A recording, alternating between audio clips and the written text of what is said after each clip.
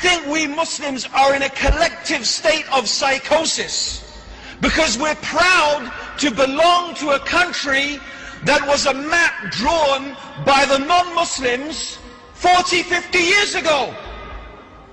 How insane is that? Zindabad, Pakistan.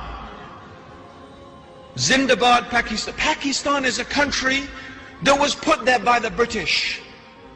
Maps drawn on the line. Egypt, Libya, Tunisia, Morocco. Lines drawn on maps by the French, by the Italians, by the British, dividing us up into nations.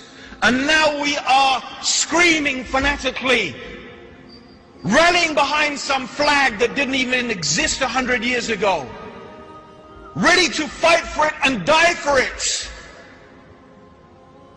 This is madness. This is sickness.